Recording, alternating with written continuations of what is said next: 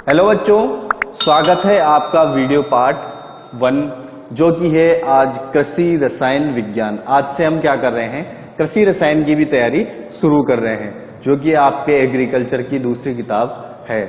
एक किताब और है कृषि जीव विज्ञान, वो भी हम जल्दी शुरू करेंगे। ओके, बात करते हैं पहले चैप्टर की। तो पहला चैप्टर है बच्चों मृदा, खनिज, चट्टानों का अपक्षय एवं उनका मृदा का निर्माण। ओके, इसमें सबसे पहला टॉपिक लेते हैं हम मृदा के बारे में।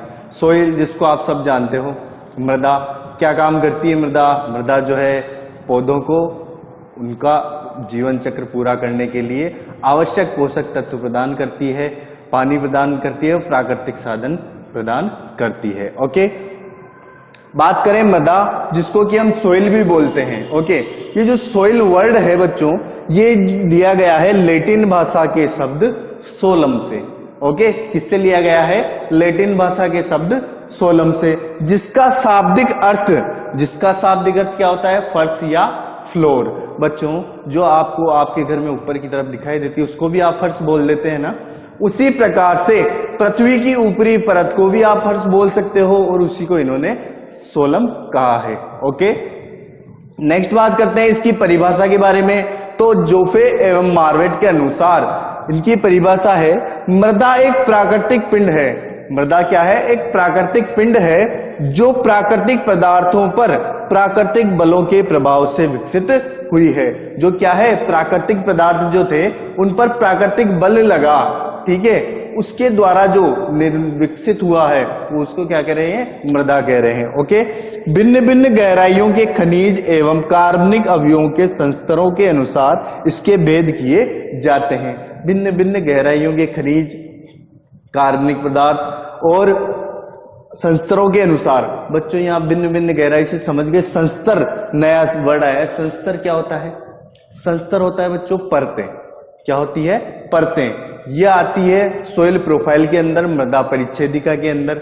ओके, इसका वीडियो अलग से मैं नेक्स्ट वीडियो जो है इसी का ही बनाने वाला हूं। ओके, अच्छा, छोटा मोटा अभी बात कर लेते हैं।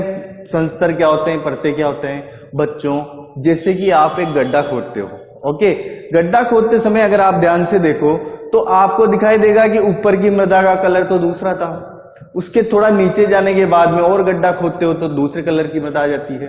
ठीक है, ये क्या होते हैं बेटा? परतें होती है मृदा की, एक के बाद एक के बाद एक। इन परतों में पाए जाने वाले जो खनिज पदार्थ हैं वो भी एक दूसरे से अलग होते हैं। इन परतों में का रंग भी अलग होता है, आकार भी अलग होता है। ओके, इनकी जो है भिन्नता होती है इनमें। हर एक जो परत है वो एक दूसरे से अलग होती जाती है जैसे जैसे आप गहराई में गड्ढा खोदते हैं। तो एग्जाम्पल के लिए देखो, जैसे ट्यूबवेल खुदाई करते हैं, ठीक है, ट्यूबवेल खुदाते हैं अपन, बोरिंग। उसमें क्या होता है?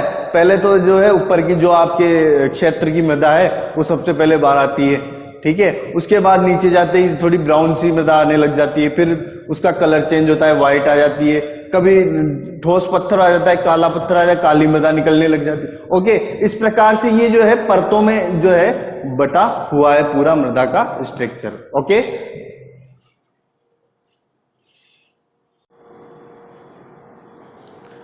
बात करें बच्चों अगर मृदा की विशेषताओं के बारे में, तो क्या होता है? विभिन्न संस्तरों में विभाजित होती है। जैसा कि मैंने अभी पहले बताया, संस्तर जो होते हैं परतों में विभाजित होती है। ओके, पदार्थों के संचार, स्थानांतरण तथा संचयन के कारण मृदाओं में विभिन्न परतें बनती है।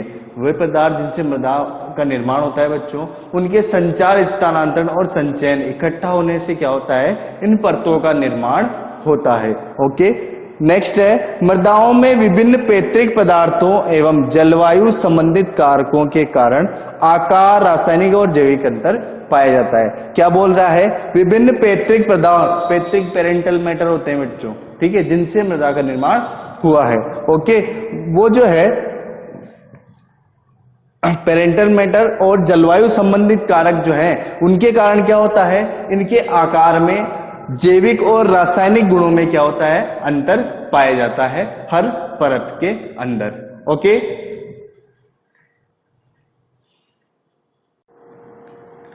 नेक्स्ट हम बात करते हैं बच्चों मृदा के अध्ययन के बारे में।